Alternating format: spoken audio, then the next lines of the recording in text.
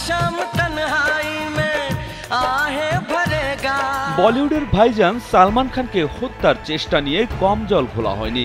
Lawrence Vishnu নামে একটি gang party অভিনেতাকে হত্যার চেষ্টা চালিয়েছিল এমন গুঞ্জন রয়েছে। এবার নিজের অ্যাপার্টমেন্টে গুলি চালানোর ঘটনা নিয়ে মুখ খুললেন সালমান। हर दिल जो प्यार करेगा। ভারতীয় গণমাধ্যমের খবর, মুম্বাইয়ের ক্রাইম ব্রাঞ্চে দেওয়া এক জবানবন্দিতে সালমান বলেছেন, আমি একটা বাজি ফাটানোর মতো আওয়াজ পেয়েছিলাম। তারপর ভোর ৫টার দিকে দেহরক্ষী জানালেন দুটো লোক গ্যালাক্সি অ্যাপার্টমেন্টের দোতলার বারান্দা লক্ষ্য করে বন্দুক দিয়ে গুলি চালিয়েছে।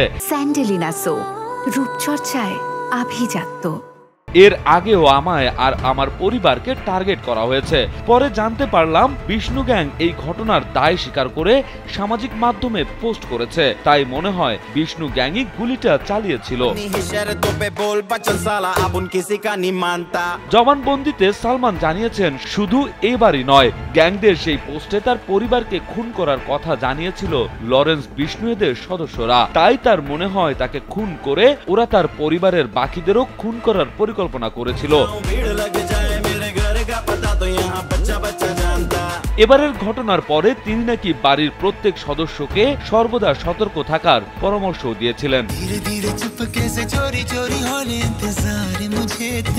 লরেন্স বিষ্ণু গ্যাংয়ের কাছ থেকে এর আগেও হুমকি পেয়েছিলেন সালমান ও তার পরিবারের সদস্যরা। সেই কথা স্মরণ করে সালমান বলেছিলেন, ২০২৩ সালের মার্চ মাসে আমার এক কর্মচারীর অফিসিয়াল মেইলে একটি মেইল আসে।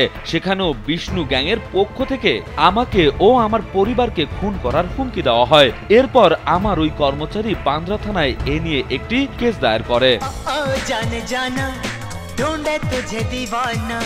বিনোদন ডেস্ক, কালবেলা।